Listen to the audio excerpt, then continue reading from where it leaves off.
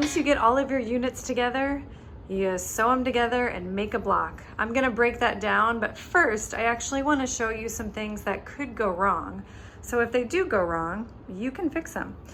I would say what is gonna trip people up, if they care, that's always the question, if you care, is people wanting to get these star points real pointy. Really, really pointy. And how do you get them really pointy? Have a 1/4 inch seam allowance so that when you sew this to the neighboring block, it just hits that tip right there. So it's like if any of that goes a little bit wrong, you could end up with, oh, let me show you what you could end up with. Because what do you know? Sometimes I do things a little bit wonky. Okay, here we go. Here's another block. You could end up with a star tip that looks like this. And as we know, once I sew this, the 1/4 inch seam is gonna make that star tip look a little bit flat, a little bit less pointy.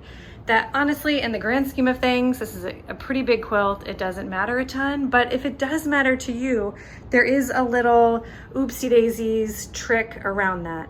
Let me take you to my sewing machine and show you how to fix this. So as you can see, I already have this whole block sewn together, but I can still go back and I can still fix this so that this star tip is really pointy. Okay, so the first thing you're gonna do is flip it over and you're gonna take it back to your sewing machine. And it's just so simple. Right now, this is a really precise 1/4 inch or maybe scant 1/4 inch seam. I am just gonna widen it so that when I sew it, it hits a little bit further out. I'll show you exactly what I'm talking about and then it'll make sense. So instead of a 1/4 inch seam, I'm gonna go maybe like 3/8. I'm gonna try that, just a little bit wider. You know, this is what we call fudging. I'm just gonna fudge it a little bit so that the next time I sew these blocks together, they fit together really, really wonderfully. Now this is something you can do after you've already sewn your block together and you step back and you're like, oh, oops. Or you can even do it if you're like, yeah, I think I trimmed all of my blocks a little bit shy. So you see, I'm just starting at the seam and then I'm just gonna go a little bit wider. Here we go, a little bit wider. I'm gonna cut that. Okay, do you see that right there? Just went a little bit wider, just right at the edge. But I made sure I overlapped right here so that it locked the stitches together. Okay, let's open it up and see how we did. Okay, this is looking much better. I would say that's definitely a scant 1/4 inch now. So I'm gonna pop over here, where I have the same thing going on right over here. And I'm gonna do that to my other tips. Anywhere I have a tip that could just use a little bit more of a seam allowance, I'm gonna go ahead and do that. And then I'll be ready to sew these blocks together. When it comes to sewing your units together, the best thing you can do is lay them all out and double check with your mock-up. In this video, I'm just gonna show you a few different potential trouble spots that you're gonna wanna look for. I'm just gonna start from this side and I'm gonna take this over to my sewing machine. Because both of these blocks have been trimmed, they're actually really, really nice and like exactly the same size. So with this block right here, I'm only gonna use 2 pens, 2 little straight pens just to keep them together. If you're feeling very bold, you could try not pinning at all, but you definitely need to sew slowly because when you sew quickly, you can have top fabric tension problems and then all of a sudden you have a bunch of extra fabric at the very bottom. Okay, so this is gonna be my first unit that I put through my sewing machine. This is gonna be my second. And I'm gonna make sure that I hit this intersection right here.